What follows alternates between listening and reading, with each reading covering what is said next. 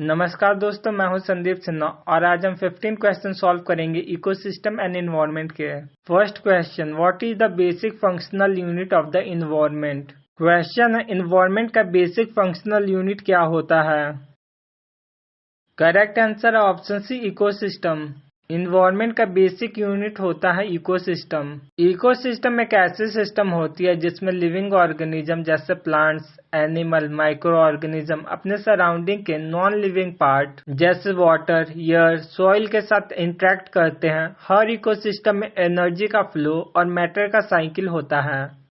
Second question, which of the following is a biotic component of an ecosystem. Question है, ecosystem के biotic components कौन से होते हैं। करेक्ट आंसर है option C, plants. Biotic component वह होते हैं जो लिविंग होते हैं जैसे plants, animal, bacteria, fungi etcetera. यह कंपोनेंट एक दूसरे के साथ इंटरेक्ट करके फूड चेन बनाते हैं। इनका रोल होता है एनर्जी का ट्रांसफर और इकोलॉजिकल बैलेंस मेंटेन करना। Third question, what is the primary source of energy in an ecosystem. Question है, इकोसिस्टम का मेन एनर्जी सोर्स क्या होता है। करेक्ट आंसर है ऑप्शन सी, सन। सन यानी सूरज इकोसिस्टम का मेन एनर्जी सोर्स होता है। प्लांट सनलाइट का यूज करके फोटोसिंथेसिस करते हैं और अपना फूड बनाते हैं। यह एनर्जी फिर फूड चेन से ट्रांसफर होती है प्रोड्यूसर से कंज्यूमर तक। Fourth question, organisms that make their own food are called. Question है, जो ऑर्गेनिज्म अपना फूड खुद बनाते हैं उन्हें क्या कहते हैं। Correct answer option D, producers. जो ऑर्गेनिजम्स अपना खाना खुद बनाते हैं उन्हें प्रोड्यूसर्स या ऑटोट्रोप्स कहते हैं। जैसे green plants sunlight, carbon dioxide और वाटर का यूज करके फोटोसिंथेसिस के जरिए खाना खुद बनाते हैं। यह फूड पूरे फूड चेन का बेस होता है जिससे एनर्जी सब ऑर्गेनिज्म तक पहुंचती है। Fifth question, which gas is primarily responsible for the greenhouse effect. Question है, ग्रीन हाउस इफेक्ट के लिए सबसे ज्यादा रिस्पॉन्सिबल गैस कौन सी है। Correct answer option B, carbon dioxide. Carbon dioxide एक मेजर ग्रीन हाउस गैस है। यह एटमॉस्फेयर में हीट ट्रैप करती है जिससे अर्थ का टेम्परेचर बढ़ता है। इस प्रोसेस को ग्रीन हाउस इफेक्ट कहते हैं जो ग्लोबल वार्मिंग का मेन रीजन है। Sixth question, what type of organism breaks down dead plants and animals. Question है, डेड प्लांट्स और एनिमल्स को ब्रेक डाउन करके सॉइल में कन्वर्ट कौन करता है। Correct answer option C, decomposers. इस काम को करते हैं डिकम्पोजर्स जैसे फंगाई और बैक्टीरिया। डिकम्पोजर्स ऑर्गेनिक मैटर को सिंपल न्यूट्रिएंट्स में तोड़कर सॉइल में वापस भेजते हैं। इससे न्यूट्रिएंट साइकिल मेंटेन रहती है। Seventh question, which of the following is not a renewable resource. Question है, कौन सा रिसोर्स रिन्यूएबल नहीं होता। करेक्ट आंसर ऑप्शन सी, कोल। कोल जैसे fossil fuels non renewable resource होते हैं।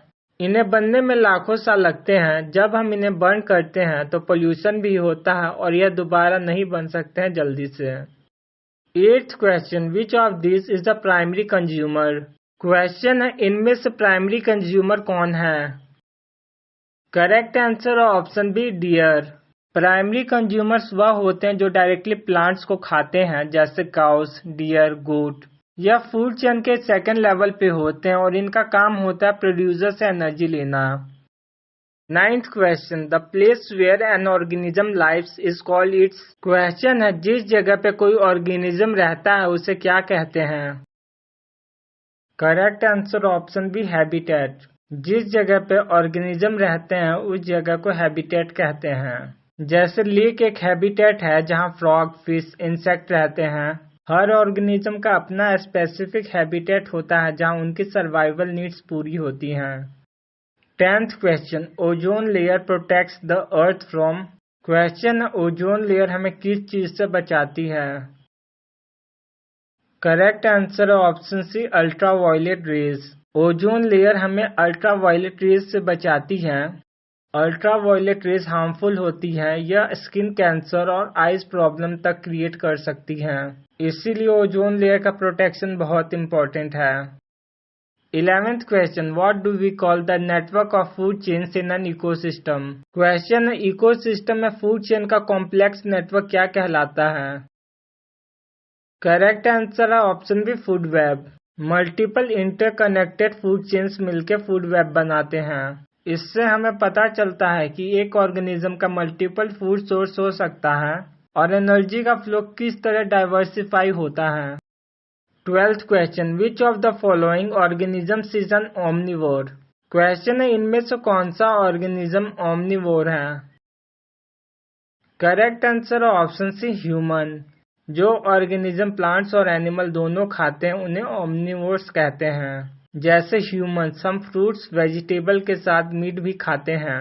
ओमनिवोर्स इकोसिस्टम में एनर्जी का बैलेंस बनाए रखते हैं। 13th question, which of the following human activities leads to deforestation. Question है डिफोरेस्टेशन का मेजर ह्यूमन कॉज क्या है।